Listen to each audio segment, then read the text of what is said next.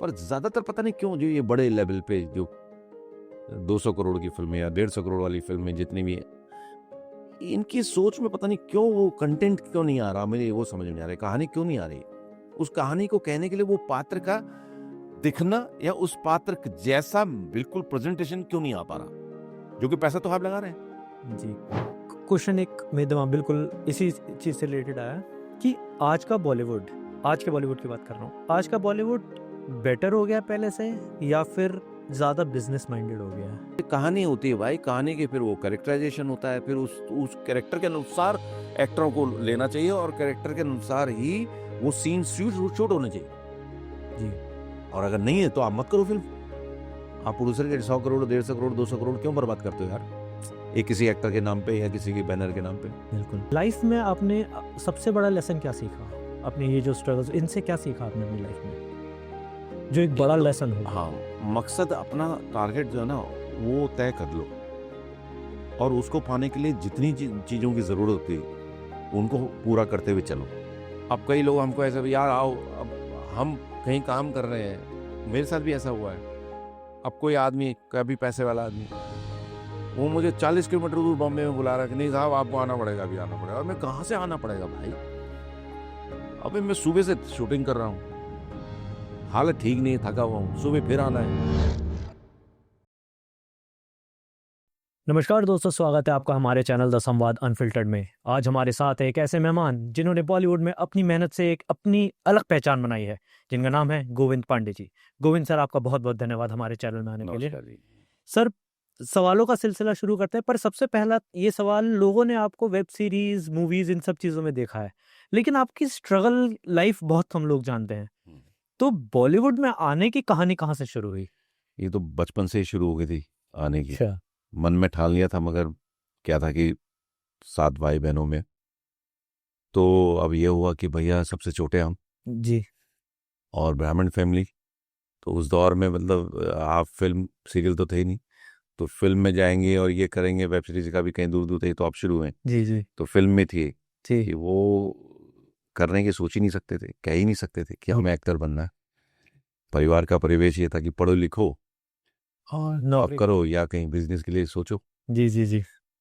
तो ऐसे परिवेश से निकलते निकलते फिर ऐसा करना, और वो भी गुपचुप तरीके से तैयारी करना, वो ज़रा मुश्किल था। तो अपने आप ही लड़ाई लड़नी पड़ी। बचपन से बाल भवन गए, गंधर्व गए, फिर मंडी हाउस पहुंचे, फिर वहाँ ग्रुप ज्वाइन किया पर्वती कला केंद्र 1982 में। तो बस्ता लेके जाता था, तो हमारे कोई जानकार थे अपने साहब, तो वो मुझे ले गए वहाँ। तो वहाँ मोनू मोनू प्रीति जी और जो एनएसडी में प्रोफेसर थे म्यूज़िक के, जिनके शागिर्द थे राज बब्बर वगैरह, ये जितने भी सब जी उनके जी जी जी इरफान वगैरह सब इनके जी शागिर्द थे। और बीएम शाह जी, बहुत बड़ा नाम है बीएम शाह जी का थिएटर की दुनिया में, जी। वो एनएसडी के डायरेक्टर थे। अच्छा।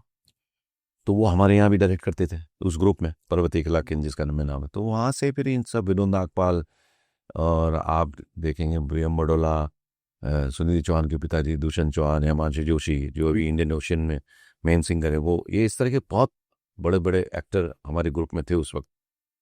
तो इनको देखते थे काम करते हुए और वैसा करने की कोशिश करते थे, मगर थे बच्चे। जी। और हमारा ग्रुप जो था वो ऑपरेटिव ग्रुप था, जिसमें कि भी आप जो भी प्रस्तुतियाँ करते हैं तो वो सिंगिंग में होती हैं, ऑपरेटिव। जी।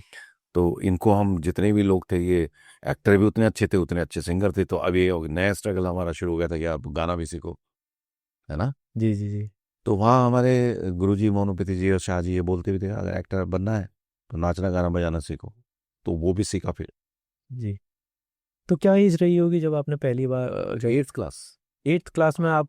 हाँ, मंडी हाउस जब मैं पहुंचा, अच्छा, थिएटर में जब आप गए थिएटर में 8th क्लास में? हाँ, उससे पहले तो शुरू हो गए थे बाल भवन में। और अपने पिताजी हमारे रामलीला करवाते थे, तो हम लोग बचपन में। मैं भी बालवन से ही हाँ पढ़ा हुआ हूँ। हाँ हाँ।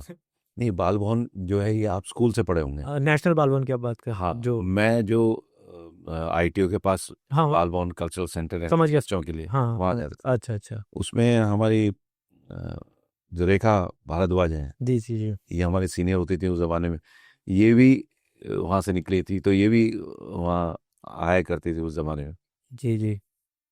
हाइट में बहुत छोटी थी, तो कॉलेज में भी होने के बाद भी वो बालबॉन आती थी, हम देखते थे उनको जी, गाते जी, हुए, जी। और अद्भुत कमाल थी। तो ऐसे ही फिर हम धीरे धीरे आगे बढ़े।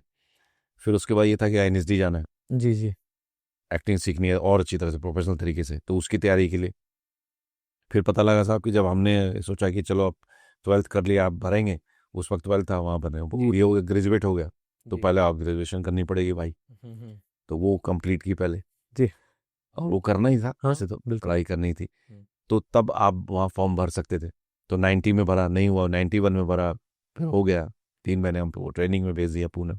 तो मुकेश तिवारी, यशपाल, हम लोग, विजय कुमार, बहुत सारे एक्टर जो थे, अंजू जेटली, है ना, अभय, कुलदीप सरीन, ऐसे कई एक्टर थे जो उस वर्कशॉप में थे हमारे। फिर उसमें से एक एक करके सब लोगों का एनएसडी में हो गया, पर मेरा होने के बाद मैंने छोड़ दिया।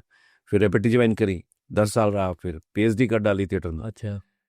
तो मगर मैं थिएटर उस ग्रुप के साथ 82 से कर रहा था लगातार, हम्म। और वो भी एनएसडी के जितने भी प्रोफेसर थे या एनएसडी से जुड़े हुए लोगों के साथ।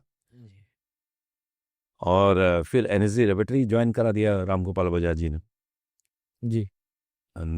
जिस ग्रुप में मुझे स्कूल में नहीं लिया गया था, उसी ग्रुप के साथ मैंने उत्तर रामचरित में काम भी किया था, जी। और स्टेज पे भी गया था, मतलब बाजा भी बजाया, और साथ में मैंने एक्टिंग भी की एक सीन में, नौटंकी वाले सीन। जी, जी। तो उसमें हमारे बहुत अच्छे अच्छे एक्टर, राजेश तायलंग, वो थे राजेश तेलंग उस play उसी में हाँ, थे। अच्छा। और उन लोगों का हमसे 1 साल पहले हो गया था। अच्छा। तो ये इस तरह से करते करते फिर रेपेटरी में आ गया। बज्जू भाई ने पहले कैजुअल रखा, फिर बाद में बी ग्रेड, फिर ए ग्रेड। अच्छा। तो फिर तो 10 साल कंटिन्यू रहा। कैजुअल तो बहुत साल रहा, जी, जी। उससे भी ज़्यादा।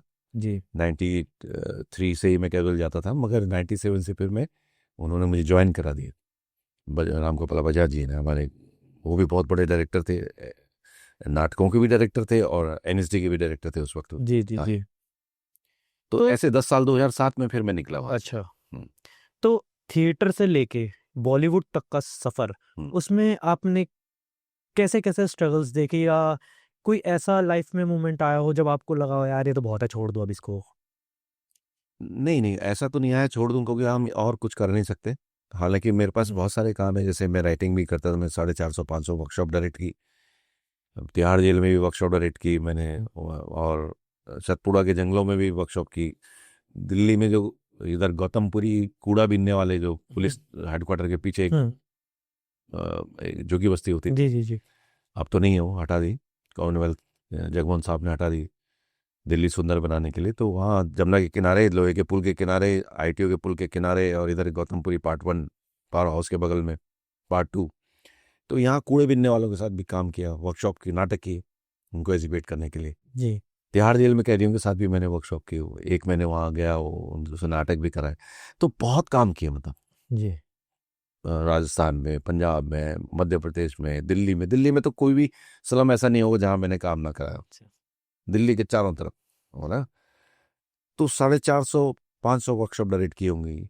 वॉइस ओवर करता था, दिल्ली से रेडियो स्टेशन बी हाई था, अच्छा। और मैं म्यूजिक भी, बाजा भी बजाता था, म्यूजिक भी कंपोज करता था। अच्छा। तो मतलब मल्टी काम किया हमने, मगर हमारे को आनंद मिलता है, मुझे एक्टिंग करने में, और वहीं पहुंचना था। तो ऐसा तो कभी भी फील नहीं हुआ कि मैं इसको छोड़ दूं। हाँ, रुकावटें आती हैं। जी। रुकावटें तब आती हैं जब आपके पसंद का रोल नहीं आपको मिलता। नहीं मिल रहा होता है, या जी। पसंद के रोल मिल गए, अभी जैसे हो रहा है कि पसंद के रोल मिल जाते हैं मगर पैसा नहीं मिलता, हुँ। तो मजबूरी में हमें ना कहना पड़ता है, ओके। क्योंकि एक लेवल तो रखना ही पड़ेगा ना। जी, जी, बिल्कुल। तो नहीं तो आप जहाँ से शुरू हुए थे फिर वापस वहीं, जी। और ऐसा इंडस्ट्री करती है। जी। तो वहाँ पर थोड़ा थोड़ा कभी कभी दिक्कत आती, डिप्रेशन की लहर जो है वो दिमाग में आने लगती है। फिर हम अपने आप को जो है कंट्रोल करते हैं, अपनी और चीज़ों में इन्हांस करने की कोशिश करते हैं, जी, जी। और ईश्वर ने अभी तक वैसा बुरा फेज नहीं दिखाया। जी। जो स्ट्रगल करना था वो बचपन से लेके एनएसडी रेपेटरी पहुंचने तक, या मतलब वहाँ तक पहुंचने तक, सीखने में, जो जो गुरुजनों के सानिध्य में रह के, या अपने सीनियर्स के सानिध्य में रह के, तरह तरह के काम करके, जी। तरह तरह की चीज़ें करके, जो स्ट्रगल था वो स्ट्रगल था। हाँ, एक स्ट्रगल कह सकते हैं आप कि जो मैंने बहुत झेला है, वो ये है कि मैं, मेरा परिवार दिल्ली रहता है, हुँ। तो मैं परिवार से इतने साल 10-11 साल मतलब अकेले ही बॉम्बे में। हालांकि मेरे साथ ही बड़ी अच्छी बात होती है, कभी कोई शूटिंग होती है दिल्ली तो मैं उसको हाँ कर देता हूँ। और और जैसे कोई बड़ा प्रोजेक्ट मेरा ख़त्म होता है, कुछ गैप आता है, तो मैं दिल्ली आ जाता हूँ। तो ऐसे करके मैंने अपना ये अभी तक का समय निकाला है। जी तो जिससे कि मेरा परिवार भी रहे, और मेरा सब कुछ तो दिल्ली है, और मैं और मेरी कर्मस्थली जो है वो बॉम्बे है। तो वो भी संभले और ये भी संभले, इन दोनों में जो तारतम्य में बनाने में मेरा जो स्ट्रगल है, या जो अकेले रहने का स्ट्रगल है। जी कई बार मैं ज़्यादातर मैंने वो ये हुआ कि बच्चा कब बड़ा हो गया मुझे नहीं मालूम, क्योंकि मैं ज़्यादातर बाहर ही रहता था, एनएसडी में था तब भी। जी और अभी शूट पे जब भी बॉम्बे रहना होता ज़्यादा, तो तब भी ये होता था कि भाई हाँ, सारी जिम्मेदारियां पूरी कर दी हमने, मगर वो एक जो डेली शाम को अपने बच्चों के साथ रहना या पत्नी के साथ रहना, वो स्ट्रगल या वो मैंने खोया। अच्छा। हाँ तो वो तो है ही, कुछ पाने के लिए कुछ हाँ छोटी छोटी चीज़ें तो हाँ सेक्रीफाइस करनी पड़ती हैं। हाँ। तो जब आपने बॉलीवुड में अपना करियर बनाने की सोचा, एक्टिंग करने का सोचा, अपने फैमिली को बताया होगा, फादर अपने को बताया होगा, तो उनका कैसा रिएक्शन, फैमिली का कैसा रिएक्शन था जब आपने बताया कि मेरे को अब एक्टिंग करनी है? मैं वही बता रहा हूँ कि मंडी हाउस में मैंने 7th या 8th में जाना शुरू कर दिया था, तो 12वीं तक मैंने नहीं पता लगने दिया कि मैं मंडी हाउस जाता हूँ, थिएटर करता हूँ। अच्छा ये तो पता था कि उनको कि भी थोड़ा बहुत ये गाना बजाना करता है, सीखता है, ये करता है, अच्छा पर ये नहीं था कि ये थिएटर करने जाता है। अच्छा। तो वो मैं चोरी से जाता था, पढ़ाई के बहाने। पढ़ाई के बाद और मैं पढ़ाई में ठीक था। अच्छा। तो मैं बता रहा हूँ ना कि मेरे कब पीएचडी खत्म हो गई मेरे को नहीं पता। जी जी और पीएचडी करना कोई आसान नहीं होता। जी जी और वो भी मैंने अशोक चक्रधर, इतने बड़े पोएट और इतने बड़े विद्वान आदमी के, और असगर बजाज साहब, जो हिंदुस्तान के टॉप मोस्ट राइटरों में से एक है, जी और जामिया में वो head of the department professor थे, और इतने बड़े साहित्यकार, तो उनके अंडर में किया। जी जी ऐसा नहीं कि किसी भी अनजान अननोन किसी के अंडर में मैंने पीएचडी की हो। जी जी जी। जी जी जी। तो लाइफ में आपने सबसे बड़ा लेसन क्या सीखा? अपने ये जो स्ट्रगल्स, इनसे क्या सीखा आपने अपनी लाइफ में, जो एक एक बड़ा तो लेसन हो? हाँ, मकसद अपना टारगेट जो है ना वो तय कर लो, और उसको पाने के लिए जितनी चीज़ों की ज़रूरत होती है उनको पूरा करते हुए चलो। जैसे मेरे गुरुजनों ने कहा था कि एक्टर बनना है तो गाना बजाना नाचना सीखो। जी तो जैसे मैंने गिटार बजाना सीखा दिल्ली स्कूल ऑफ म्यूजिक से, इंडियन क्लासिकल भी सीखा, ये भी सीखा, वहाँ जी डांस भी होता था, थोड़ा बहुत डांस भी सीखा, हालांकि वो मेरा बहुत कमज़ोर पार्ट है। तो फिर बाजा बजाना, ये करना, है ना, कंपोज करना, लिखना, वॉइस डबिंग, क्राफ्ट का काम, स्टेज पे कील ठोकना, ये लाइट करना। तो ये इन इन चीज़ों से ये फ़ायदा ये हुआ कि जब मैंने अपने प्रोडक्शन किए, जब मुझे अपने प्रोजेक्ट मिले, जी। तो वो काम मैं खुद ही कर लेता था। अच्छा। जैसे म्यूजिक भी कंपोज कर दिया आपने, इसमें राइटिंग भी कर ली? राइटिंग कर ली, डायरेक्शन कर दिया, जी जी जी। कोरियोग्राफी मेरी वाइफ कर देती थी। अच्छा। तो ये जितने मोटे मोटे पैसे जहाँ खर्च होते हैं वो सेव हो। वो सेव हो जाते थे। उसी से मैंने घर भी खरीदा था, मूवी वाला, अच्छा। जी जी। 2000 में। अच्छा। तो आपको क्या लगता है कि सक्सेस ज़्यादा ज़रूरी है या लाइफ में पीस ज़्यादा ज़रूरी है? दोनों। दोनों। देखो, सक्सेस है तभी पीस भी आएगी आप, क्योंकि अ, हम जिस मंजिल में, जैसे मैं भी बता रहा हूँ कि अभी वो मंजिल तो नहीं मिली मुझे जो जिसकी तलाश में मैं अभी भी हूँ, और जहाँ मैं अभी जिस लेवल पे और काम करना चाहता हूँ, है ना, तो वो स्ट्रगल तो कभी ख़त्म नहीं होता। बिल्कुल बिल्कुल। और पीस भी तभी आता है। हाँ, ये संतुष्टि है कि जो भी मैंने काम किया इंडस्ट्री में, चाहे वो टेलीविज़न में किया, वेब सीरीज़ में किया, या फ़िल्म में काम किया, ऋतिक साहब के साथ काम किया, या जी जी शाहिद के साथ काम किया, या सलमान भाई के बैनर में की फ़िल्म में मैंने ओ तेरी में काम किया, या और बड़े एक्टरों के साथ जो भी, इरफान भाई के साथ काम किया, या ओमपुरी जी के साथ काम जी किया। जी तो ओमपुरी जी टनकपुर के हसीना हाजिर मेरठ में, है ना, रवि किशन वगैरह ये सब लोग थे, तो अनु कपूर साहब। तो ओमपुरी जैसे ग्रेट एक्टर, एक सीन था कोर्ट का, तो वो पुलिस वाले थे, मैं वकील बना था अनु जी का। तो जब सीन चल रहा था, वो काफ़ी दिन चला, 4-5 दिन चला, तो पहला जब शॉट हुआ, विजेंद्र काला इधर थे, और इधर मैं, राहुल बग्गा उस फिल्म के हीरो थे। जी वो भैंस की जो शादी करा देते हैं, वो जी जो फिल्म जी। टनकपुर की हसीना, टनिकपुर की हसीना। मेरठ में शूट हो रहा था। अच्छा तो जैसे ही शॉट, लंबा शॉट था, खत्म हुआ, तो ओम जी मेरे पास आए अच्छा। और बोले, ओए मुंडिया, ओए तू अच्छा एक्टर है भाई, ओए कहाँ से है तू? मैंने कहा सर मैं आपका जूनियर। ओए तू मेरा जूनियर कैसे हो सकता है, तू बहुत छोटा है। मैंने कहा नहीं सर, आप मैंने थी रेपेट्री में, आप वहाँ थे, और ये था वो था। अच्छा, मतलब मजाक भी करते थे। और वो, तू बहुत अच्छा एक्टर है, तू बहुत अच्छा एक्टर। मेरा पीठ थपथपाई इन्होंने। अब मेरे एक फेसबुक पे एक फोटो भी है कि वो अन्नू जी उनके साले थे जी। रियल लाइफ में। अच्छा। और वो अन्नू जी और तो वो मेरे वेनिटी के पास आ जाते थे और खड़खड़ा के बोलते थे, और नीचे आ गोविंद। मैंने कहा, बोला अन्नू को, हाँ। और रियल सल तो देखना, वो एक फोटो है मेरी फेसबुक में अन्नू उनके साथ, ओम जी के साथ। तो वहीं मैंने कहा, सर अंदर आ जाओ। इतने दिग्गज कलाकार अन्नू जी भी और वो भी, जी जी जी। है ना। तो अब वो आगे, नहीं नहीं नहीं, ये धूप में खड़ा हुआ और यहीं पर ही खड़े खड़े करेंगे। तो वहां मैंने फोटो खींची, वो मेरे फेसबुक पे है, अच्छा। इंस्टाग्राम में भी है। जी जी। तो इतना प्यार करने लगे थे वो। अब वो बिकॉज ऑफ कि गोविंद पांडे ये बात है 2013-14 की बात होगी ये शायद। हाँ, हाँ, 13 की या 14 की शुरू की बात होगी जब ये फिल्म की बात बता रहा हूँ। इतने साल हो गए। उस वक्त तो, आज तो मेरे पास बहुत अच्छी सी फिल्में आ गई हैं, बीच में बड़े काम आ गए, बड़े बड़े वेब सीरीज आ गई, सब कुछ आ गया। उस वक्त उतना नहीं था। तो गोविंद पांडे से कोई इंप्रेस नहीं हुए थे। वो जो मैंने उस वक्त जो काम किया होगा उससे वो शायद उनको, जिससे कि वो मेरे पास आए खुद कहने के लिए ये, और पीठ थपथपाई इन्होंने। जी तो अब हमारे लिए तो वो बहुत बड़ी बात है। जी। तो अब यही हमारी कमाई है ना। जी जी बिल्कुल। जी। तो जब इंसान, जैसे आप अपने प्रोफेशन में काम करते हैं, कभी एक ऐसा मोमेंट आता है जब आप ऑल ऑफ अ सडन आपके पास बिल्कुल काम नहीं होता, आप एकदम डिप्रेशन वाले फेज में चले जाते हैं, जैसा आपने बताया एक लहर आ जाती है डिप्रेशन की, हाँ, जब आप 3-4 महीने काम करते हाँ, नहीं होता। हाँ। लेकिन खैर मेरे साथ तो अभी ऐसा नहीं हुआ कि बिल्कुल ही काम नहीं हुआ, जी ऐसा नहीं हुआ। जी जी अब जैसे मैं अभी बता रहा हूँ कि मैं दिवाली के लिए घर आया, तो ये इस वक्त 2-3 बड़े प्रोजेक्ट थे। जी राजा जी का बड़ा जी प्रोजेक्ट जी था, G5 का एक नवाज के साथ एक फिल्म थी। जी। तो और 2 प्रोजेक्ट और थे। तो वो मैंने पैसे के लिए मना किया अच्छा। कि पैसे इतने कम बोल रहे थे वो लोग। और अगर मैं उनको हाँ कर देता तो मैं अभी तो दिवाली पे भी घर नहीं आ पाता। अच्छा। तो ऐसा मेरे साथ तो नहीं हुआ कि मैं एकदम ही बिल्कुल ही खाली हुआ हूँ। पर हाँ, फिर मैं बोल रहा हूँ कि वो दिमाग में आता है जी जी जी कि बिल्कुल आता है। आप कोई छोटा काम कर रहे होते हैं और बड़ा काम आपसे छूट जाता है, या आप उसको नहीं कर पाते हैं किसी वजह से, जी जी आपको नहीं लिया जाता है, या होते होते रह जाता है, या आप पैसे की बात नहीं बनती, डीलिंग नहीं हो पाती। क्योंकि अब हम उस स्थिति में आ गए कि एकदम नीचे भी नहीं गिर सकते, जी एकदम कंप्रोमाइज भी नहीं कर सकते हर चीज़, जी जी। है ना। तो इतना सारा काम इतने सारे साल लगाने के बाद कोई एक्सप्लॉयटेशन अपना नहीं करवा सकते, है ना, करवाना भी नहीं चाहिए। जी। तो वहां पे तकलीफ होती है।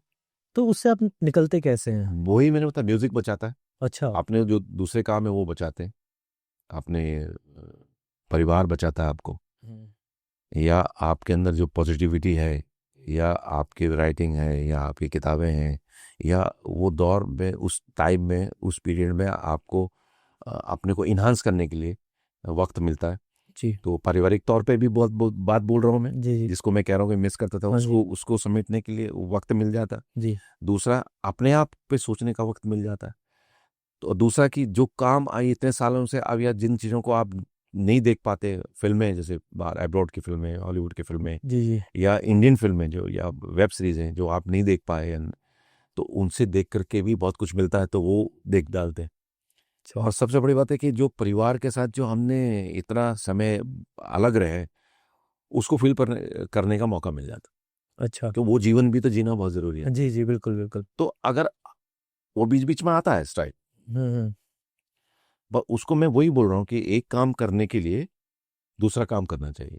ओके। जैसे कि मान लिया आपको ये लगता है कि यार ये दिक्कत हो रही है अभी, हम्म। तो अब दिक्कत हो रही तो देखो, उसका तो तुम कुछ कर नहीं सकते। जी। तो अब जो तुम्हारे हाथ में, उसका कर सकते हैं। उसका कर सकते हो। अब म्यूजिक इंस्ट्रूमेंट बजाते हो, उसकी प्रैक्टिस कर लो।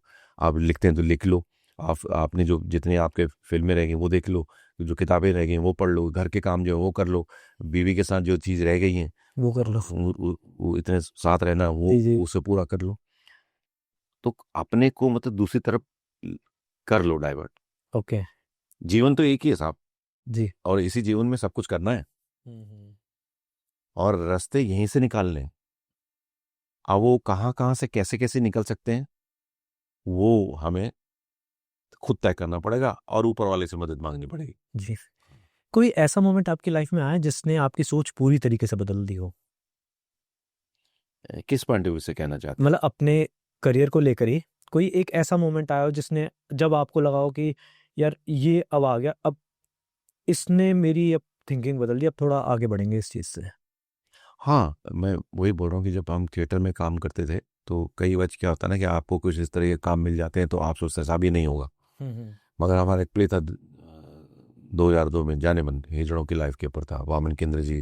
वो बड़ा फेमस हुआ था पूरे इंडिया में, जी बहुत पॉपुलर हुआ था। और भानुमति ऑस्कर अवार्ड जिनका, वो कॉस्ट्यूम करने आई थी। जी जी। हालांकि ये रोल जो मैं था नसीर साहब करने वाले थे, अच्छा उनके लिए लिखी गई थी स्क्रिप्ट बॉम्बे में, जाने मन नाम से अच्छा। मसिंद मोरे साहब ने लिखी थी। हम्म, अ, तो वो रोल मुझे मिल गया। तो वो मुझे था कि यार मैं कहाँ ये औरत और ये सब कुछ नहीं कर पाऊंगा, मतलब ये था कि नहीं नहीं ये नहीं हो पाएगा।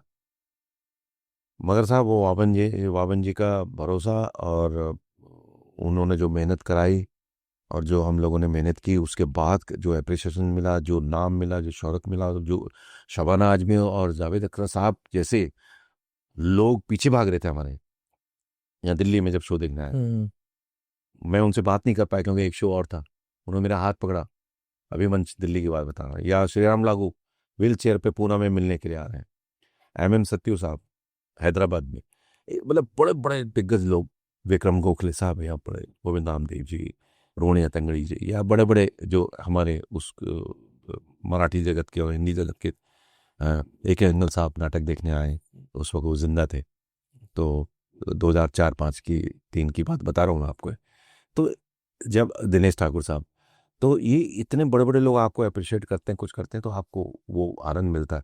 तो वहां से फिर ये हुआ कि नहीं भाई, ये जो तुम्हारे तो पीछे हटने की जो सोच है ना, इसको तो छोड़ दो आप। जी जी जी बिल्कुल। अब तो करना है भाई, हर हम्म, चीज करनी है। वो एक और मोटिवेशन मिल जाती है ना हाँ, उस सीन से। नहीं हाँ, और फिर तो किया, हम्म। फिर तो कुछ भी नहीं छोड़ा हमने। और कई दफे ऐसा हुआ कि ऑन द स्पॉट बहुत सारी चीजें हुई, मगर वो बहुत अच्छी हुई। अच्छा। हाँ, अलग हमारे नेचर, हमारे जोनर से बिल्कुल अलग हुई, हमने की, वो बहुत अच्छी लगी। अब कटल में जैसे कॉमेडी हाँ जी करा बिल्कुल है बिल्कुल। तो एक वो फिर पीछे हटने वाली बात नहीं होती कि जी नहीं, करना है, आगे बढ़ना है। तो वो मुझे उस नाटक से आया, जी। जाने मन से। हाँ जी। तो सर एक तो पुरानी बॉलीवुड इंडस्ट्री है 90s के टाइम की, और एक अभी की बॉलीवुड इंडस्ट्री है जो 2014 के या 10 के बाद की हम ले लेते हैं। पहले वाले का स्ट्रगल तो सबको पता है, अमिताभ बच्चन जी इतने टाइम तक सड़क पे सोए थे, गोविंदा बस में जाते थे, शाहरुख खान सिर्फ 200 रुपए लेके बॉम्बे आए थे, एक चप्पल में आए थे। लेकिन आज की टाइम के बॉलीवुड में स्ट्रगलर्स के लिए सबसे मुश्किल डिफिकल्ट पॉइंट कौन सा होता है? डिफिकल्ट पॉइंट वही है कि अपने को संभालना हो, जी सोच समझ के कदम बढ़ाना। कि देखिए ऑडिशन पहले तो क्या था ना, फोटो देख के लिए जाते थे उस जमाने में। जी जी। हमारे दौर जब शुरू हुआ था उससे पहले की बात है कि हर कास्टिंग डायरेक्टर नहीं होता, हम्म, तो डायरेक्टर और असिस्टेंट के पास ऑफिस ऑफिस जाते थे लोग फोटोग्राफ दे करके। अब तो यह होगा कि आप घर से, दिल्ली से या इंडिया के किसी कोने से या वर्ल्ड के किसी कोने से भी ऑडिशन भेज सकते हैं, जी वो वीडियो के थ्रू भेज वीडियो के थ्रू जी भेज सकते हैं। जी। तो ये आसान हो गया। हम्म अब मुश्किल क्या हो गया कि मान लो आपको एक काम मिल गया, 2 काम मिल गया, 4 काम मिल गए, और आप और आगे जाना चाहते हैं और उसमें परेशानी आ रही है या मन मुताबिक चीज़ें नहीं हो पा रही, जी तो वहां अपने को एक्टर को संभालना बड़ा मुश्किल होता है। और खासकर यंग जनरेशन की बात कर रहे हैं, तो यंग जनरेशन को मैंने वही बोला कि कंप्लीट कभी कोई होता नहीं इंसान, ना कोई एक्टर। अमित जी से आज बात कर लो, उनका कहीं पढ़ रहा था मैं, तो वो आज भी कहते हैं यार कि मैं अभी बहुत कुछ करना बाकी है। अब सब कुछ तो कर चुके हो। अब क्या करना हो? अब बाकी मतलब खून की जी विशा देखो, हाँ, कभी वो पा बनते हैं, कभी वो हाँ, कुछ बनते हैं, कभी कुछ अद्भुत, अद्भुत। बिल्कुल।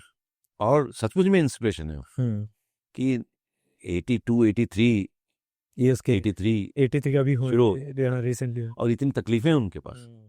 सर जी बिस्तरे से नहीं हिलते लोग इस उम्र में, जी जी। और वो अभी भी काम कर रहे हैं, है ना। और इतनी तकलीफें हैं उनके पास। उनका 75% लीवर जो है काम नहीं करता, अच्छा। लिक्विड डाइट पे रहते ओके। हो। जब चोट लगी उनको हाँ 82 से, कुली के टाइम पे कुल हुआ है। बेटा जी जी। हेपेटाइटिस BSc ऐसा हो गया था उनको। हम्म, ये कि साहब इतने बड़े, जहाँ मतलब अमित जी के बाद जो है ना इंडस्ट्री खत्म हो जाती। जी जी बिल्कुल। इतनी उम्र होने के बाद, इतना नाम शोहरत होने के बाद, आज भी उनकी काम करने की जिजीविषा खत्म नहीं हुई, या वो आज भी कुछ ना कुछ नया करने की कोशिश करते हैं, एनर्जेटिक करने की कोशिश करते हैं। तो हम सबको सीखना चाहिए। बिल्कुल। और वो तो सुपरस्टार, और सचमुच में सुपरस्टार है। उनको सदी का माना है तो वो भी एक वक्त उनके जीवन में ऐसा आ गया था कि उनका घर नीलाम होने वाला था। बिल्कुल बिल्कुल बिल्कुल। ये सच बात है, कोई छूट हाँ ये तो हम सब ने सुनी है। और कोई झूठ बात नहीं, जी है कि भी बात नहीं। जी जी। और 220 करोड़ या ऐसे कर्जा था। कर्जे में थे। जी जी जी। धीरू भाई अंबानी ने उनसे कहा भी था कि भाई बच्चे तुम ले लो हमसे। यूट्यूब पे है उनका इंटरव्यू, है ना, आप सुनेंगे। तो उन्होंने उनको धन्यवाद कहा और कहा नहीं साहब, मुझे भी स्ट्रगल करने दो, अगर नहीं होगा तो फिर लूंगा। फिर उन्होंने अपने आप से मोहब्बतें मांगने चले गए रात को 1 बजे यश जी के पास, जी जी। है। और वो और बहुत उसके ऑल टाइम बाद से हिट फिर रही वो है। करोड़पति आया। केबीसी। तो कहाँ से खड़े हो गए दोबारा से। और 82 में इतनी चोट लगने के बाद, इतने बीमार होने के बाद, तो हम सबको, जितने भी हम लोग हैं ना, सबको सीखना चाहिए इन जैसे लोगों से। उसमें अमित जी का सबसे बड़ा नाम है। क्योंकि अमित जी का नाम मैं इसलिए ले रहा हूँ क्योंकि वो एक्टर तो अद्भुत है ही, मगर अपनी लाइफ में उनका हिंदी इंग्लिश बातचीत करने का तरीका, अपने से छोटे को भी इज्जत देना, अपनी डिग्निटी को बचाए रखने के साथ साथ, अपने हीरोइज्म को बचाए बचाए रखे के साथ साथ, और अपनी चीज को बचाए रखने के साथ अपने काम को बचाए, अपनी अपनी जो उनकी आदत है टाइम से आना, जी जी जी। है ना। आज भी मैं सुबह देख रहा था कि वो बता रहा था कि उनका मेकअप मैन बता रहा था कि नहीं साहब, वो जब शुरू में आए थे तब से लेके आज तक वो आधा घंटा पहले पहुंचते हैं विद मेकअप विद लाइन, और बार बार स्क्रिप्ट 50 बार एक सीन को पढ़ते हैं। जी जी। तो वो इतनी इतनी जो काम करने की शक्ति और इतना सब कुछ है उनके पास।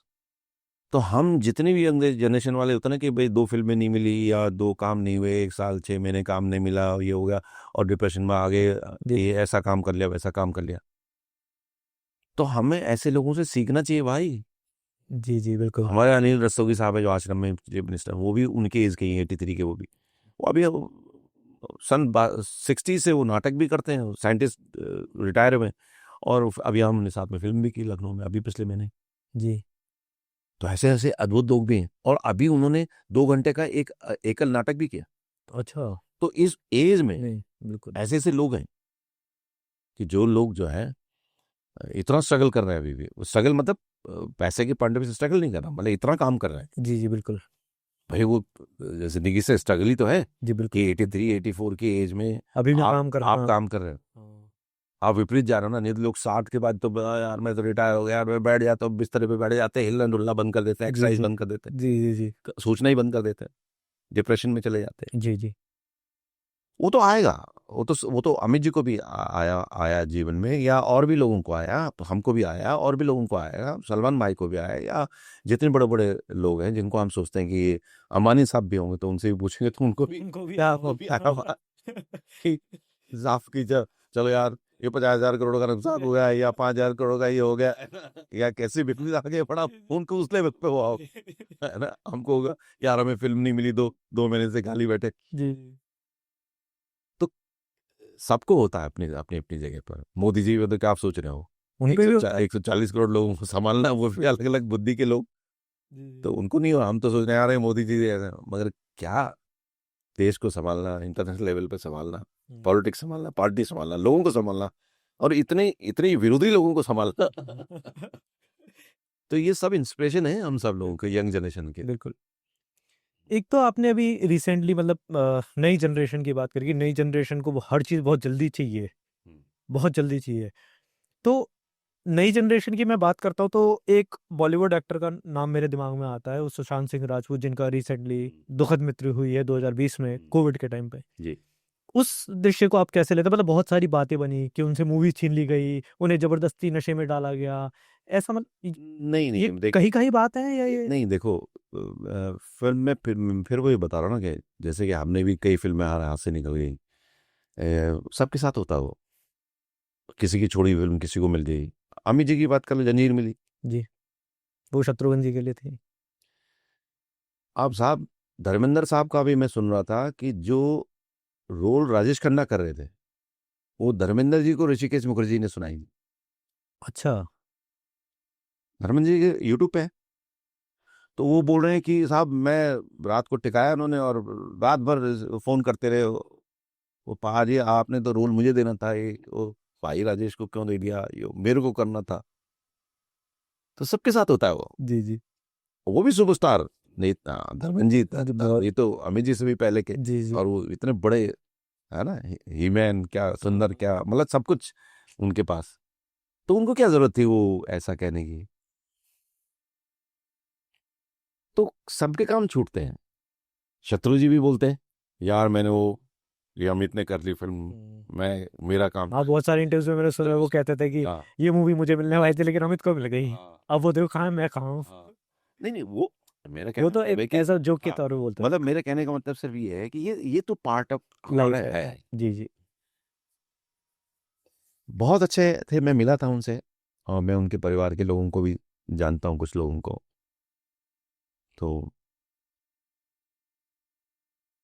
ये वही मैं बोल रहा हूँ कि उतावलापन, जल्दबाजी, ये सब चीजें ना, और थोड़ा सा आज की यंग जनरेशन में जो चीजें इनहेल करने की आदतें जी पड़ जी गई। और जैसे मैं देखा ना कि अभी हम सोचते हैं साहब कि एक 35 साल की लड़की है, उसने जो है 1,500 करोड़ की कंपनी खड़ी कर दी, और ये साहब वो एल हो गया, और ये साहब उसने वो कर दिया, उसने वो यूट्यूब पे ये कर दिया, फेसबुक पे ये कर दिया, ऐसा कर दिया वैसा कर दिया। तो ये जो जल्दी जल्दी जल्दी करने की भावना ही मुझे लगता है कि सुशांत जी को हमसे दूर ले गई। नहीं तो वो बहुत खूबसूरत, मैंने तो उनका सीरियल भी देखा था जब वो आया था पवित्र जनवरी में। रिश्ता हाँ, भी मैंने भी देखा है तो। बहुत अच्छा था। मेरी वाइफ देखती थी उसी को, तो मैं भी जब घर आता था तो कभी कभी चल रहा होता तो मैं भी देखता था। वो अच्छा लगा था मुझे, इनका काम, और स्मृति ईरानी वगैरह ये सब थे जी उसमें। जी जी तो बहुत अच्छा लगा था। और साहब तुम्हारे आपके फिल्में भी जो उनकी आई हो वो बहुत अच्छा काम करते थे, और दिखने में भी बहुत अच्छे थे। हमने हमने तो उनको देखा, एक दो बारी मुलाकात भी हुई।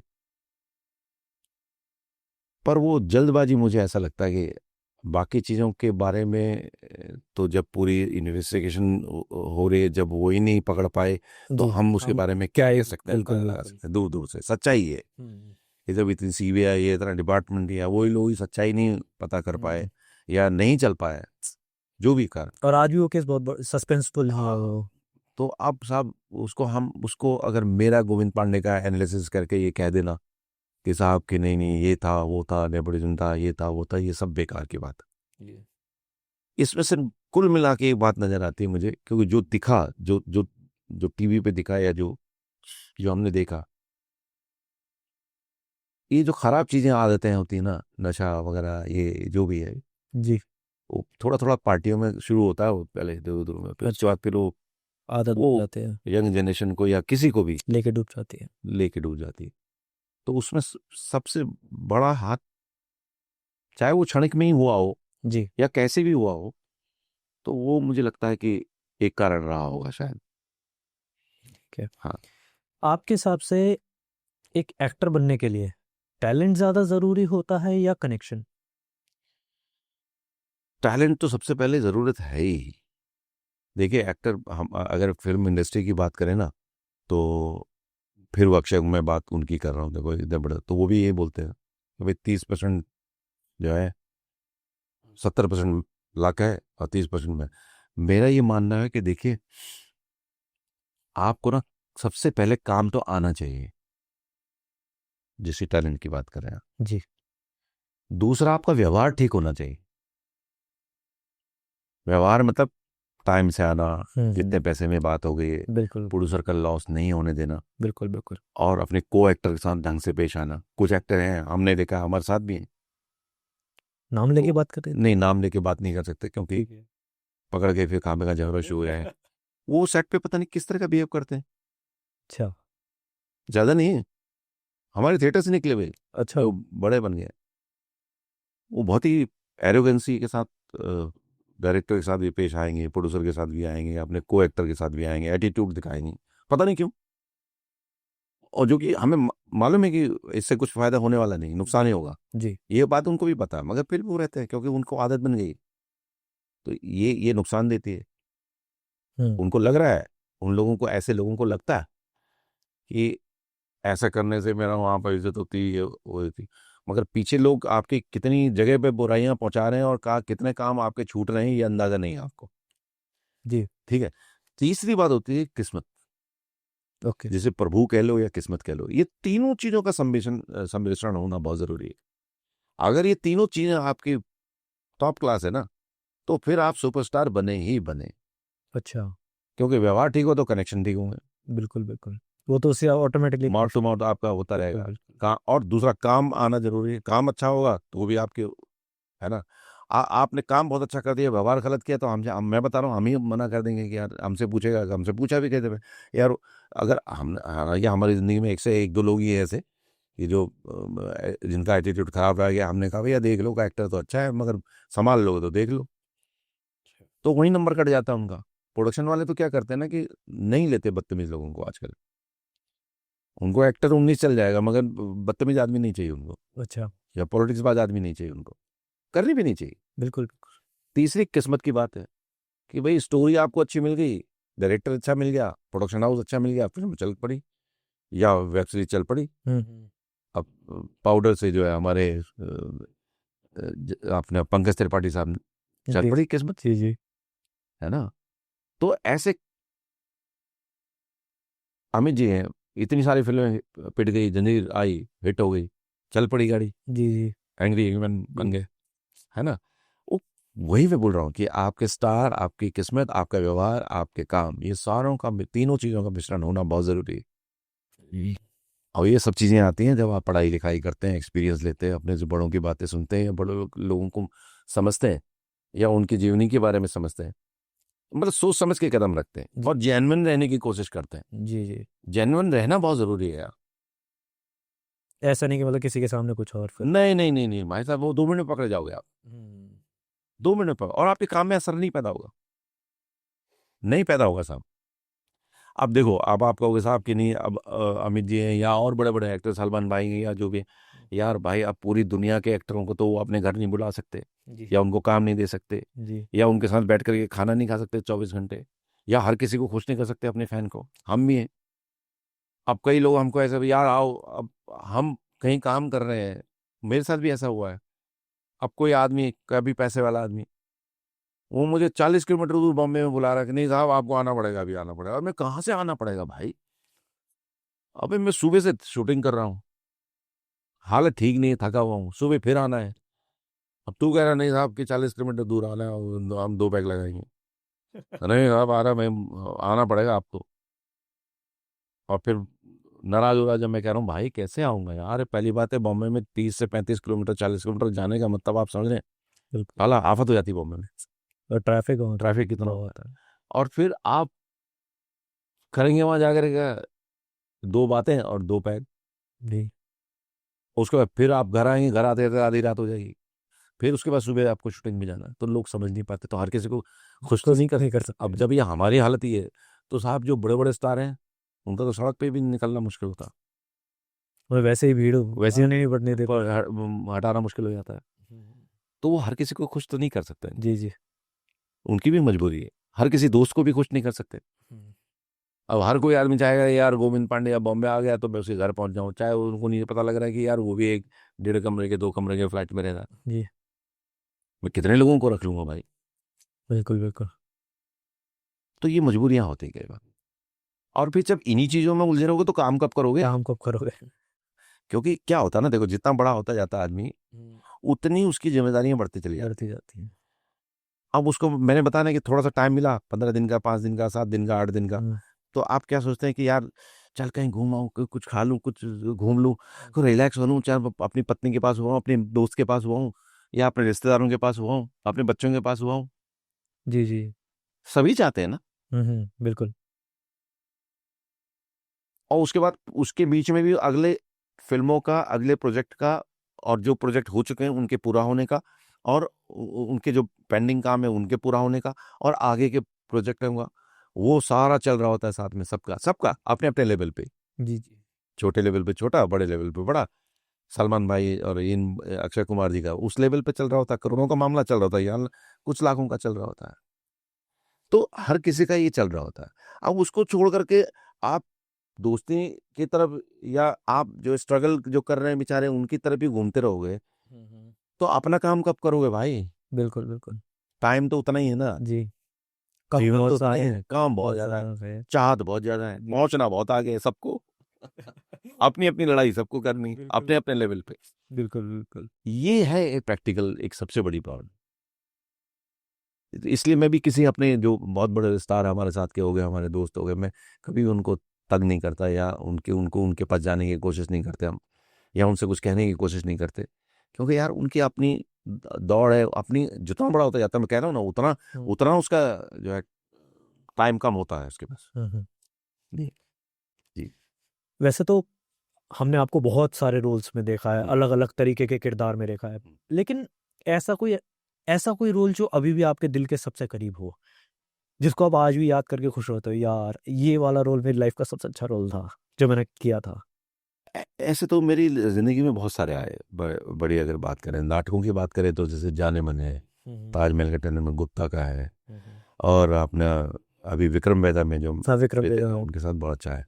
अब मुझे तो कटल का भी अपना काम पसंद आता है, या अपना जैसे मंगत की बात, सीरियल की बात, जी जी। या मैंने अभी काव्या किया था उसमें, या ये ठुकरा के मेरा प्यारा भी हाँ हाँ बहुत जी। अच्छा। तो ऐसे तो बहुत सारे कैरेक्टर हैं। और अगर बिल्कुल अलहदा जिंदगी की बात करेंगे साहब, कि आप जिसको आप गोविंद पांडे को पहचान ही नहीं पाए लोग, जो नानक शाह फकीर में वली कंधारी का मैंने रोल किया था, वो तो 16th सेंचुरी का फकीर। तो उसमें लोगों ने मुझे पहचाना भी नहीं होगा, क्योंकि उसमें इतनी दाढ़ी, विग और इतना सब कुछ था, वो इतना विग्रेस था। तो वो बड़ा अद्भुत रोल हुआ। आप गुरु नानक जी के वक्त के करेक्टर को जी रहे हैं, वो भी एक पागल टाइप का फकीर का, जो अपने आप में सूफी हो, वो अपने आप को बहुत बड़ा समझता है। जी जी जी। तो वो काफी रोल्स हैं जो मन करता है कि यार उसमें कुछ और भी ऐड चीजें करवा आगे के। होती, या हाँ और उसके हो जाएं उस तरीके के, तो जी। अच्छा हो। हाँ। वैसे तो आपने, मैंने देखा विक्रम डेटा में आपने ऋतिक रोशन, बहुत बड़ी बजट मूवी थी, उसमें आपने काम किया, आपने कटहल में काम किया, आपकी वेब सीरीज जो मैंने खुद बहुत बार देखी है, ठुकरा के मेरा प्यार, उसमें आपने काम किया। मुझे एक चीज़ जानने की, ऋतिक रोशन के साथ जब आपने काम किया था तो वो एक्सपीरियंस कैसा था, जो आपका सीन था उसमें Hrithik Roshan as a person कैसे हैं, आपको कैसे लगे, आपने जो काम किया उसमें आपका नहीं एक्सपीरियंस नहीं, कैसा बहुत था? बढ़िया, बहुत बढ़िया साहब। ये लोग ऐसे ही बड़े नहीं बने, बहुत मेहनती है। एक सीन होने के बाद भी बार बार कहते हैं कि और कर ले, और कर ले। चाहे शाहरुख भाई हों, जी चाहे ऋतिक जी हों, ऋतिक जी बहुत अपने काम में फोकस्ड, और अपने चीज़ों को बार बार करने वाले। और आप, काम से काम, आप मतलब कहीं फालतू वालतू कुछ नहीं, मैंने तो नहीं देखा उनको। अच्छा। मैं 1.5 2 महीने, 2 महीने करीब हम लोग उस फिल्म में, तो खैर ज़्यादा टाइम लगा, मगर हम लोग इतना तो साथ में रहे, काम किया गैप गैप में। मैंने तो उनको कभी देखा नहीं बेफोकस होते हुए। ऐसे शाहरुख जी को, आमिर खान जी को, तो ये जितनी भी एक्टर है, मैंने तो इनको कभी भी डिफोकस होते हुए नहीं देखा। और ऋतिक तो अपने आप में अद्भुत है, जी जी। कमाल है। उनका तो खैर वो भी एक मैंने स्टोरी सुनी है कि उनकी बैक स्पैज्म आया था एक, जब डॉक्टर ने बोला था कि कभी डांस नहीं कर सकते हो। हाँ, उनके वो भी था, कंधे में भी अभी चोट लगी थी। हम्म। होता रहता नहीं, लोग स्टंट करते रहते हैं कई बारी। वो कभी पतले हुए आते हैं, कभी मोटे हुए आते हैं, कभी अपने को बहुत सारी चीजें। जी जी। और वो इतना आसानी से नहीं होता साहब। बिल्कुल। मतलब आप विक्रम वेदा के दौरान मैंने उनकी कमर देखी थी, इतनी सी थी, बाजू बहुत अच्छे थे, हाँ मगर साहब उसके बाद वो दूसरी फिल्म मैंने देखा उनको, तो बहुत, तो वो अपने आप को शरीर के साथ इतना अप डाउन करना इतना आसान नहीं, तो उसमें कई कई बारी चोटें भी लग जाती हैं, जी जी। इंजरी भी हो जाती है। जी। तो जैसे आपने थिएटर और बॉलीवुड दोनों में काम किया है, इन दोनों में एक्टिंग के फेज से मैं जानूँ तो क्या डिफरेंस है दोनों में? डिफरेंस ये है कि वहाँ थोड़ा सा लाउड होता है। क्यों? अच्छा। क्योंकि भी 500 के ऑडियंस, 400 के ऑडियंस, 1000 के ऑडियंस, वो आपको डायलॉग लास्ट तक पहुंचाना है विदाउट माइक, जी।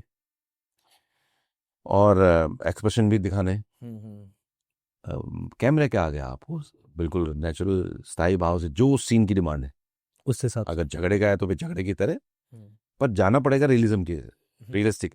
अब अगर मान लिया थिएटर का वही है, थोड़ा सा एग्जरेशन होता है थिएटर में, मगर बेसिक तो वही है। और कहाँ से सीखोगे आप एक्टिंग की एबीसीडी? बिल्कुल। कहाँ से शुरू करोगे? वहीं से सीखो, और कहीं तुमको ट्रेनिंग करने का और कहीं मौका नहीं मिलेगा। तो क्या आप, ऐसा तो नहीं है कि आपके पिताजी जो है आपके लिए जो है 20-20 करोड़ की या 50-50 करोड़ की या 10-10 करोड़ की फिल्में बनाएंगे और बार बार आप सीखेंगे, और सीख करके वो फ्लॉप होगी और उसके बाद वो या हिट होगी, जो भी उसके लिए आपको सीखने के लिए आपको फिल्म बनाएंगे, ऐसा तो नहीं हो सकता। जी बिल्कुल बिल्कुल बिल्कुल। हम्म। एक क्वेश्चन एक मेरे दिमाग बिल्कुल इसी चीज से रिलेटेड आया कि आज का बॉलीवुड, आज के बॉलीवुड की बात कर रहा हूँ, आज का बॉलीवुड बेटर हो गया पहले से या फिर ज्यादा बिजनेस माइंडेड हो गया है? ज्यादा टेक्नोलॉजी के मामले में कहें तो बहुत रिच हो गया, ओके बिजनेस के मामले में बहुत रिच हो गया। ओके। मगर जहां तक मैं बात करूंगा स्टोरी के पॉइंट ऑफ व्यू से, वो उसमें उतना मजा नहीं आता, खासकर हमारे बॉलीवुड। साउथ की बात नहीं कर रहा, साउथ वाले तो कमाल कर रहे हैं। जी जी।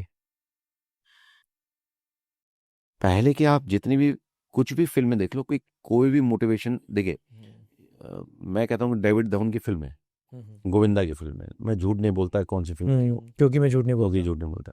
आप साहब क्या काम किया उन्होंने? अभी इतनी सी बात है कि एक आदमी जो है ना, वो उसको सच बोलने की आदत नहीं है। नहीं है, और फिर आदत बनती है तो वो जब बोलना शुरू करता तो क्या, मतलब एक कॉमेडी के थ्रू एक सच्चाई बताने की कोशिश की है। और क्या काम किया साहब, क्या फिल्म बनी। तो एक जॉनर ये हो गया। आप एक जॉनर हमारी जैसे कश्मीर फाइल जैसे होगी कि भाई इस तरह की रियल उसमें जाकर दिखाने की कोशिश कर रहे हैं। अभी एनिमल भी हो गई, फैंटेसी, चलो ठीक है। अभी कंतारा भी आई है, अभी देखो। तो मेरा सिर्फ ये कहने का मतलब है कि आप किसी भी लेवल की फिल्म बनाएं, चाहे वो कॉमेडी जॉनर की हो, चाहे वो सीरियस हो, चाहे वो फैंटेसी हो, चाहे वो हिस्टोरिकल हो, चाहे वो पौराणिक हो, यार वो कैचिंग होनी चाहिए, बेमतलब की बातें नहीं होनी चाहिए, बेमतलब का हीरोइज्म हीरोइज्म नहीं होना चाहिए। जी अभी हमारा जो बॉलीवुड है या वो सब इसी से ही दबा पड़ा है कि डायरेक्टर सोचता है कि यार मैं बड़े एक्टर के साथ काम कर रहा हूँ, बस किसी तरह से ये फिल्म हिट हो जाए, मैं बड़ा बन जाऊँ।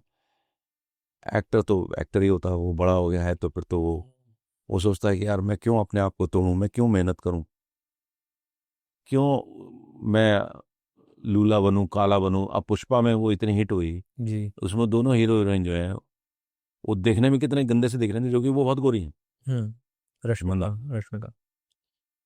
और जो हमारे हीरो हैं साहब, वो भी इतने काले नहीं हैं। जी। मगर साहब उसमें वो कैसे उन्होंने वो बिल्कुल पूरी फिल्म में चप्पल और लुंगी और उसमें टेढ़ा होकर के एकदम। मगर स्टोरी थी ना, प्रेजेंटेशन था ना, कंटेंट था ना, तो अपील की कंतारा।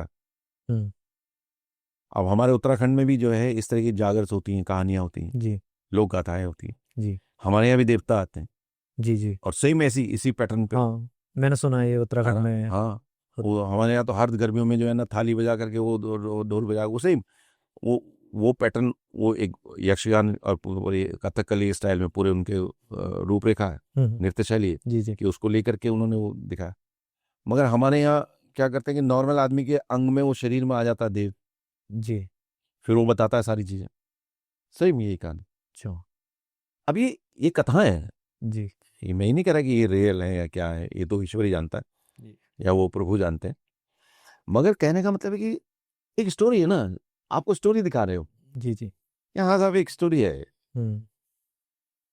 अब उस स्टोरी को किस तरह से उन्होंने प्रेजेंट किया और वो हमारे दिमाग में पहुंच गई। जी मेन प्रॉब्लम क्या है कि आप कहना क्या चाह रहे हो, साधारणीकरण, रस निष्पत्ति, इसको अगर थिएटर के शब्द में बोले, रस की निष्पत्ति, मतलब जो मैं कर रहा हूं, मैं बोल रहा हूं, वो ऑडियंस तक पहुंच गया, वो भाव पहुंच गया, वो शब्द पहुंच गया, जो डायरेक्टर कहना चाहता है, जो राइटर कहना चाहता है, जो एक्टर के माध्यम से, सीन के माध्यम से, वो ऑडियंस तक पहुंच गया, ऑडियंस को समझ में आ गया। जी ये जो तारतम्य है ये बना रहना चाहिए, चाहे सीरियल हो, चाहे वेब सीरीज हो, चाहे वो थिएटर हो। तो वो मिस हो गया हमारा, हमारे जो बॉलीवुड से। बॉलीवुड से। अभी इनको वो कुछ भी सोच रहे हैं, और पता नहीं क्या सोच रहे हैं। जी। मैं ये नहीं कह रहा सारे के लोग ऐसे, ऐसा जी। नहीं है, पर ज्यादातर पता नहीं क्यों जो ये बड़े लेवल पे जो 200 करोड़ की फिल्में या 150 करोड़ वाली फिल्में जितनी भी है, इनकी सोच में पता नहीं क्यों वो कंटेंट क्यों नहीं आ रहा, मुझे वो समझ में नहीं आ रहा है, कहानी क्यों नहीं आ रही है। उस कहानी को कहने के लिए वो पात्र का दिखना या उस पात्र जैसा बिल्कुल प्रेजेंटेशन क्यों नहीं आ पा रहा, जो कि पैसा तो आप लगा रहे हैं। जी। अब आप कहोगे साहब कि नहीं साहब वो ऐसे फिल्में तो चलती नहीं, अबे तो बाहुबली कैसे चली, जी। कंतारा कैसे चली, जी। है ना, छावा कैसे चली। हम्म। अरे आप बनाओ तो सही, ईमानदारी से, जी। जी। है ना। एक कहानी को कहने के लिए आप कोशिश तो करो ना यार। बिल्कुल बिल्कुल, कि वो ऑडियंस तक पहुंच जाए, ऑडियंस कनेक्ट कर सके मेन उससे। तो पता नहीं, मुझे समझ में नहीं आता कि ये कोई सीन हो रहा होता है कि डायरेक्टर को पता है कि करने वालों को ही मजा नहीं आ रहा, तो वो ऑडियंस को कैसे मजा आएगा। खुद ही पता नहीं डायरेक्टर को कि वो क्या कहना चाह रहा है। आप उसको फिल्म बना रहे हो, आप सोच रहे हो कि साहब कि नहीं एडिट पे निकाल लेंगे, एडिट पे निकाल लेंगे। अबे कैसे निकाल लोगे एडिट पे यार, कोई एडिट के क्या भूत घुस जाएगा क्या उस सीन में क्या, या ऊपर से को देवी देवता घुस जाएंगे उस सीन को चमका देंगे। अरे कहानी होती है भाई, कहानी के फिर वो कैरेक्टराइजेशन होता है, फिर उस कैरेक्टर के अनुसार एक्टरों को लेना चाहिए, और कैरेक्टर के अनुसार ही वो सीन शूट होने चाहिए। जी। और अगर नहीं है तो आप मत करो फिल्म। आप प्रोड्यूसर के 100 करोड़, 150 करोड़, 200 करोड़ क्यों बर्बाद करते हो यार, एक किसी एक्टर के नाम पे या किसी के बैनर के नाम पे। बिल्कुल। ऑडियंस को आप बेवकूफ नहीं बना सकते आप, जी। ये तय बात है सर। क्योंकि अब तो किसान बैठा हुआ भी ना कोरियन सीरीज देख रहा हाँ। है या अमेरिकन सीरीज देख रहा है, तो उसको पता लगता है कि लेवल क्या हो गया। जी। जी। जी। साउथ की हर फिल्म देख रहा हूँ, क्या यार मजा आ रहा। अब वो बेशक वो स्टंट कर रहे हैं, हम्म। मगर वो उस लेवल का स्टंट देख रहे हैं ना, जी। बड़े लेवल का भयंकर किस्म का देख रहे हैं। एनिमेशन बना रहे हैं, नरसिंह में आई है फिल्म अभी एनिमेशन। हाँ वो क्या फिल्म बनी है आप देखिए आप। नरसिम्हा हाँ साहब, बहुत अल्टीमेट मैं है। कभी भी एनिमेशन बहुत वगैरह नहीं देखता था, मगर मैंने देखे हॉल में जाकर के, दिल खुश हो गया, दिल से दुआ दी उस डायरेक्टर को, प्रोड्यूसर को। 5 साल बेचारे ने अपने घर बार भी बेच दिया था अपने उसको बनाने में उसको, मगर क्या फिल्म बनाई। मैं अभी कंतारा चैप्टर 1 देख के आया अभी परसों ही। हाँ हाँ। तो आप यकीन करेंगे, हॉल भरा हुआ था अभी भी। हाँ बिल्कुल, मैं भी अभी रिसेंटली दिवाली से एक दिन पहले देख के आया हूँ। मैं दीवार अभी परसों की बात बता रहा हूँ हाँ। भैया, दूसरे एक दिन पहले हम्म। शाम को 4, 4:30, 4, 5 का शो था ईडीएम पे। हाँ। भरा हुआ था हॉल, पूरा हॉल। पूरा हॉल भरा हुआ था हाँ। सर, जो कि शायद 2 हफ्ते हो गए, शायद 2 या 3 हफ्ते। हाँ 2 हफ्ते से ऊपर हो गया लगे हुए। अब आप देखिए, और ये ढूंढ रहे हैं उनको ऑडियंस नहीं मिल रही। उसकी वजह है कहानी और प्रेजेंटेशन, और हमारे ये जो एक्टरों का चयन, बने बताए लोगों को लो। मैं मतलब कौन साउथ के, क्या साउथ के क्या वहां से क्या हॉलीवुड से ले आ रहे हैं क्या वो एक्टर, वो तो वही अपने एक्टर उन्हीं एक्टरों को रिपीट करते हैं, चाहे कॉमेडियन हो चाहे विलन हो, चाहे वो हाँ विलन एक दो बार बॉलीवुड से चले जाते हैं, हीरोइनें आ जाती हैं, मगर सारे तो वहीं के रहते हो। जी जी जी। मगर साहब आप क्या काम कर रहे हो, इंडिया की बात कर रहा हूँ मैं, हम्म। बाहर की तो बात छोड़ो। तो मुझे लग रहा है कि इस ये जो 2-3 साल से जो ये बॉलीवुड का जो हमारा मामला है ना, ये गड़बड़ है। ये हमारे डायरेक्टरों को, हमारे प्रोड्यूसरों को सोचना पड़ेगा। अब उसकी वजह से हो क्या रहा है कि बड़े बड़े प्रोड्यूसर भी जो है हाथ खींच रहे हैं, बड़े बड़े प्रोडक्शन हाउस जो है बैठ गए हैं। उससे नुकसान किसको हो रहा है, उसका नुकसान अब जो जो भाई 1,000 करोड़ कमा के बैठा या 2,000 करोड़ कमा के बैठा, उसने 500 करोड़ की कंपनी खड़ी कर ली है, उसको तो फर्क पड़ेगा नहीं, वो फर्क हम जैसे लोगों को पड़ जा रहा है जी जी बिल्कुल। जो इसी पे डिपेंड है, और या जो स्ट्रगल कर रहे हैं लोग। बिल्कुल बिल्कुल। तो एक मूवी आपने करी थी पीके, जी। उस वो बहुत कंट्रोवर्शियल रही थी, मतलब उस पे बहुत ज़्यादा विरोध प्रदर्शन भी हुआ था, बहुत थिएटर्स में उसके चक्कर में आग भी लगा दी गई थी। तो उस चीज को आप कैसे देखते हैं कि मतलब मूवीज, देखो मूवीज वो एक डायरेक्टर एक स्क्रिप्ट बताता है, एक्टर्स उस हिसाब से काम करते हैं, लेकिन उसको एक गलत तरीके से मतलब पोर्ट्रे कर देना पूरी मूवी को ही कि इन्होंने तो जी बिल्कुल ही देवी देवताओं का अपमान कर दिया। देखिए, मैं हमको भी वो डिस्क्लोज नहीं हुई थी जब फिल्म हमने की थी, किसी को भी डिस्क्लोज नहीं की गई थी वो फिल्म। और मुझे जहाँ तक लगता है कि देखिए, उन्होंने कोई ऐसी चीज तो नहीं दिखाई। जी हाँ, मैं इतना कह सकता हूँ कि थोड़ा बहुत कम ज्यादा कह सकते हो आप कि इसको ज्यादा दिखा दिया आपने, इसको कम दिखा दिया, पर है तो सब जगह, और वो उन्होंने कहने की कोशिश की भी। बिल्कुल। जितने भी सारे धर्म हैं हम्म, उन सब में कहीं ना कहीं लूज पोल हैं। बिल्कुल। अब वो लूज पोल हमारे धार्मिक जो उस वक्त के हमारे जो प्रॉफिट थे या हमारे जो गुरु लोग थे, जो हमारे उन लोगों की तरफ से नहीं था। ये तो बाद में इतने सैकड़ों सालों में हमारे अपने लोगों के द्वारा वो उन चीजों को विसंगति रूप बना दिया गया उनका। जी अगर हम अपने ब्राह्मण की बात करें, हमारे देवी देवताओं की बात करें, तो हमारे देवी देवताओं की परेशानी थोड़ी है। वो तो भाई बात के जो जिन लोगों ने कह दिया नहीं ऐसा करोगे तो वैसा नहीं होगा, ऐसा करोगे तो ऐसा नहीं होगा, ये करोगे तो वैसा होगा। या मुस्लिम में जी चादर चढ़ाओ भाई, ये करो जी, ये वो करो जी, ऐसा करो जी, तो तंत्र मंत्र ये वो कर देना, ये कर देना, या रूह आ गई है, ये आ गया। हम्म या क्रिश्चियंस में बात हो गई कि साहब तो इवल्स आ गए, हम इवल्स को हटाएंगे, ये करेंगे, क्रॉस लगा देंगे, ये कर, ये सब चीजें उन्होंने थोड़ा कही। तो बुराई वहां नहीं थी, बुराई ये बाद में जो वही दिखाया उन्होंने। हाँ, मैं इतना कह सकता हूँ थोड़ा कम ज्यादा तो उसको लेकर के लोगों ने बाद में, पहले फिल्म जब तक रिलीज नहीं हुई थी जब तक तो किसी को कुछ पता ही नहीं था। उसके रिलीज बाद होने में, के बाद। हाँ, बाद में लोगों ने थोड़ा सा हल्ला मचाया। तो आपने उस चीज को मतलब किस तरीके से देखा, मतलब जैसे आपको एक्टर्स के साथ होते थे उस टाइम पे नहीं नहीं या किसी से कांटेक्ट? नहीं नहीं नहीं, वो तो हमको ये मैंने पूछा था राजू जी से, मैंने कहा पीके का क्या क्या मतलब है सर, ये डायलॉग, मैंने कहा पीके कौन है, तो कह रहे नहीं बताऊंगा, बस आप बोल दीजिए, आप सही बोल रहे, है ना, और फिल्म को डिस्क्लोज भी मत कीजिएगा। तो वो शायद उनका अपना एक पॉइंट ऑफ व्यू रहा होगा, हमें तो पता नहीं था, सही बताऊं, क्योंकि मैं तो उसका छोटा सा पार्ट था, पहले बड़ा पार्ट होने करने वाला था उसमें, मैं नहीं कर पाया था, बात आज में फंसा हुआ था। तो एक इस टॉपिक पे बात कर रहे थे, शायद वो डर उनके मन में रहा हो, क्योंकि हमारे यहाँ थोड़ा सा जी धार्मिक बवाल हो ही जाता है। बिल्कुल बिल्कुल।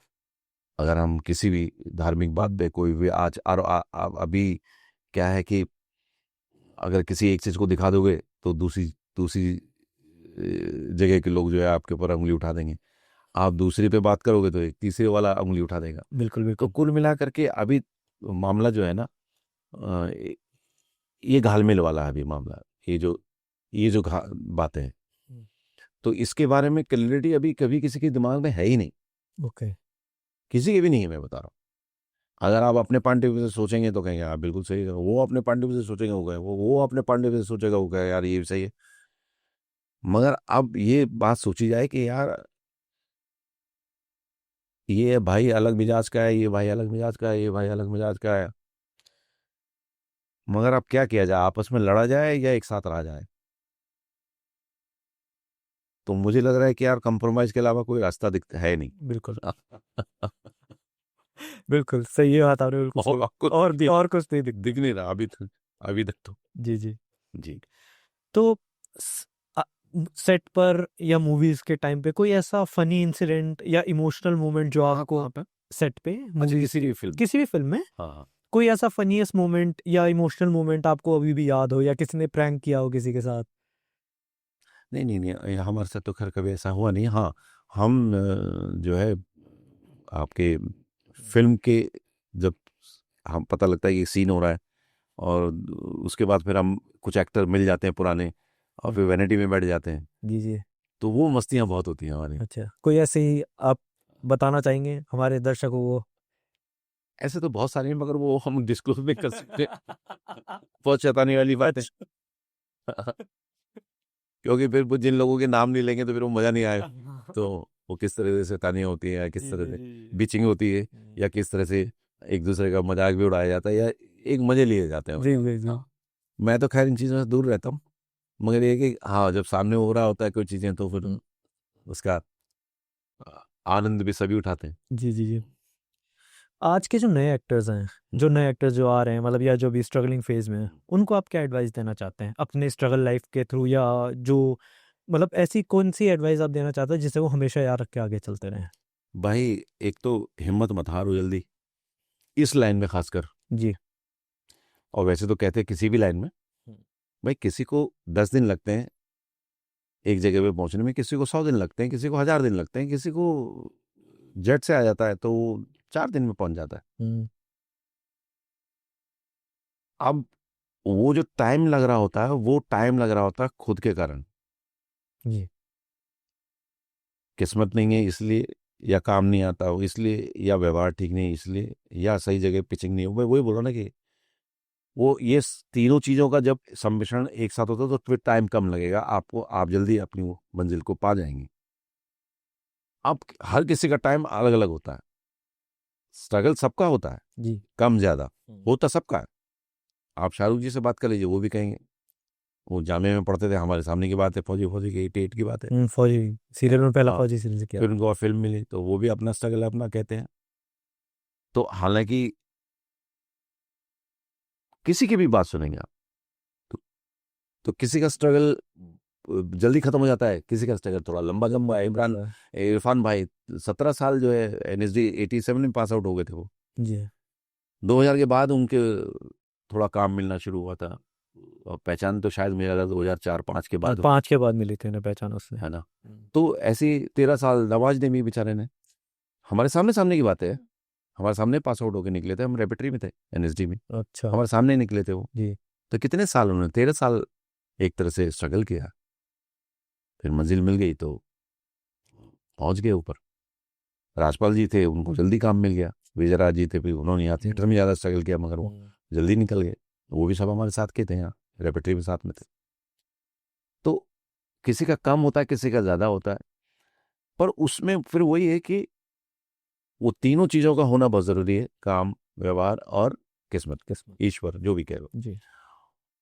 और अगर इसमें धैर्य रखें, बस अगर इस लाइन में आना है, ये चीज़ें तैयार करके आए, सोच के आए, अपनी तैयारी करके आए, और अपना बैकअप लेके आए कि भाई अब वो ज़माना नहीं रह गया कि भाई 200 रुपये लेके, 500 रुपये लेके, 1000 रुपये लेके चले जाएंगे। भैया इतना तो कम से कम कि 6 महीने में, 4 महीने, 8 महीने वहाँ रह लूँगा। जी जी। 1 साल लाना चाहिए, 2-3 साल का, मगर ये कि इतना अपना बैकअप तैयार करके रखना चाहिए जनरेशन को, जिससे कि उनको लड़ने में, वहाँ पर काम पाने के लिए, जद्दोजहद करने के लिए हिम्मत बने। और गलत सोच या नेगेटिव सोच को अपने पास ना आने दें। जी बिल्कुल। आएंगी, पक्का आएंगे सब, बिल्कुल आएंगे। और हर वक्त हर किसी को आती हैं, हर लेवल पे आती हैं। मेरे को तो 24 घंटे आती रहती है। हाँ, और जैसे ही आती हैं फिर उसको फिर रोको, फिर वो कभी all is well, all is well, all is well वाली बात है ना। हाँ। ये कहने की बात नहीं सर, ये बहुत स्ट्रगल में जब आदमी चल रहा होता है उसके ये दो शब्द भी काम कर जाते हैं। तो वो पॉजिटिव पॉजिटिव जो बात है ना, वो सच्ची बात है जी। हम्म। कोई आपने ऐसी मूवी रही जिसको आपने रिजेक्ट किया हो और वो बाद में बहुत बड़ी हिट बन गई, फिर मलाल रहा हो यार ये कर लेनी चाहिए थी मुझे? नहीं नहीं, ऐसा तो नहीं हुआ। हाँ, हाथ से वैसे छूट गई, मैंने छोड़ी ऐसा नहीं हुआ। हाथ से छूट गई। हाथ से छूट गई मतलब जैसे पहले अभी बहुत सारी चीजें हैं, पैसे की बात नहीं बनी, या पीके में बड़ा रोल करने वाला था मैं, जी जी। तो उसका रिग्रेट मुझे बहुत था। बाद में एक ही सीन वाला किया, वो भी मुझे 2 महीने के बाद, 3 महीने के बाद उन्होंने बुलाया, जी। एसोसिएट का डायरेक्ट फोन आया था। तो आप हमारे जो कास्टिंग डायरेक्टर थे उसके, मुकेश छावड़ा जी, हमारे एनएसडी के थे, और हमारे अच्छे मित्र भी, बड़ा नाम है, बड़ा बड़े आदमी है, डायरेक्टर भी हो गए अब तो खैर वो। जी। तो वो भी नाराज हुए क्योंकि उनके बहुत सारे फोन आए थे। तो मैंने कहा यार मैं उस वक्त फिल्म में फंसा हुआ था बात आज की। तो वो एक मलाल था मेरे मन में, आज भी होता है कि लोग पहचानते हैं उस एक सीन से भी मुझे, जी। पीके का नाम लेते हैं, हाँ जी। आपने भी लिया, और याद है लोगों को पूरे हिंदुस्तान में। मगर अगर शायद और बड़ा रोल करता तो शायद और चेहरा में, और तो वो चेहरा थोड़ा सा मुझे होता है कि यार, वो मैं इसलिए नहीं कर पाया था। ऐसा नहीं कि मैं नहीं करना, मैं बहुत परेशान हुआ था कई महीनों। यार मेरे राजू ईरानी जैसा डायरेक्टर और आमिर खान जैसे एक्टर के साथ इतनी बड़ा रोल, और वो भी मैं कौन सा रोल, ये भी बाद में जब राजू जी ने आमिर खान के सामने, जब सीन के दौरान उन्होंने आमिर खान ने मेरे से बात की थी, तब पता लगा मुझे। अच्छा। तो उससे पहले नहीं पता लग रहा था कुछ भी कि हम क्या कर रहे हैं क्या नहीं कर रहे हैं, वो मैंने बताया ना, डिस्क्लोज। हाँ, डिस्क्लोज नहीं करे थे बिल्कुल भी। तो वो मलाल मुझे बहुत रहा था, पर ये कि छोटा सा पार्ट उसका बना, फिर भी तो एक छोटा सा संतोष था। तो सर एक ना रैपिड फायर राउंड खेलेंगे आपके साथ, जी। जिसमें हम सवाल पूछेंगे, आपको 2 या 3 सेकंड में हम्म। उसका जवाब देना है। तो पहला क्वेश्चन, आपका ऑल टाइम फेवरेट एक्टर या एक्ट्रेस कौन है? अमित जी अमित जी। और मीना कुमारी जी। मीना कुमारी जी। हम्म। अगर एक्टिंग नहीं कर रहे होते तो क्या कर रहे होते आज आप? मैं दूरदर्शन में जॉब कर रहा था। शूटिंग के दौरान सबसे ज्यादा क्या इरिटेट करता है? बैठना फालतू, अच्छा। बेर बताए। हम्म। 3 वर्ड्स में गोविंद पांडे अपने आप को कैसे डिस्क्राइब करेंगे? ईमानदारी से, मेहनत और आगे बढ़ने की इच्छा। आपके लिए सक्सेस का क्या मतलब है? जिस तरह के करेक्टर आप करना चाहते हैं वो बहुत अच्छे तरीके से हो जाए और उसको ऑडियंस एक्सेप्ट कर ले। एक आपकी मूवी की लाइन जो आपको डिफाइन करती है। ना, मुझे तो अभी तक ऐसा कोई डायलॉग तो फिल्म में नहीं मिला।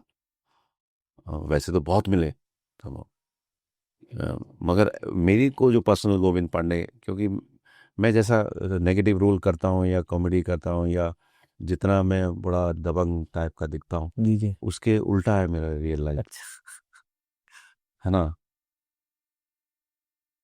हमारी हालत तो ये है कि टीवी पे भी अगर कोई रोते हुए किसी को देख लेते हैं तो वहां से शुरू हो जाता जी। है।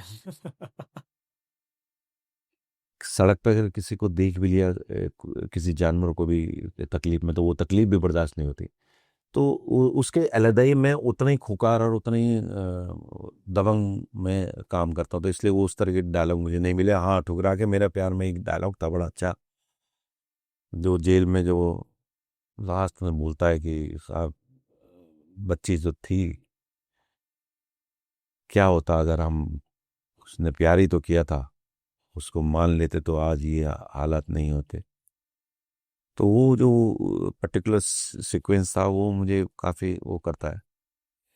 और वो हमारे जैसे ऑनर किलिंग होती है या आज भी ऊंच नीच की बातों पे पड़ रहते हैं लोग, या पैसा वाला नीचे वाला ऐसा समझते रहते जी हैं। जी। तो उन चीज़ों से अ, समाज को भी और आदमी को भी थोड़ा सोचना चाहिए, हटना चाहिए मेरे हिसाब से। हाँ, तो वो डायलॉग मेरे थोड़ा सा लगे हुए हैं, और जेल के जो मैं अपने अच्छा। भाई को समझा बिल्कुल बिल्कुल बिल्कुल। कि हमने अपनी बेटी को ऐसा कर दिया होता तो शायद ये नौबत ये नौबत ना आती। तो सर एक लास्ट हमारे लोगों की फरमाइश की तरफ से, कि एक अगर आप विक्रम डेढ़ा, वो जो ऋतिक रोशन के साथ आपका सीन था, जब वो आगे बढ़ के आपके पास आते हैं, वो डायलॉग अगर आप सुना दे तो। अभी तो यार मुझे सच बताऊं तो मुझे याद भी नहीं है, वो ढंग से पूरा याद नहीं है। सही, मैं सही बता रहा हूँ, क्योंकि वो उस तरह के डायलॉग नहीं था, गिव एंड टेक वाले डायलॉग थे। ओके। कोई उसमें सोलोलोकी वाला नहीं था। हाँ जी हाँ जी हाँ वो जी। एक एक दो दो लाइन के डायलॉग जी थे। जी जी। तो वो उस तरीके की याद तो नहीं है अभी मुझे। हाँ। हाँ।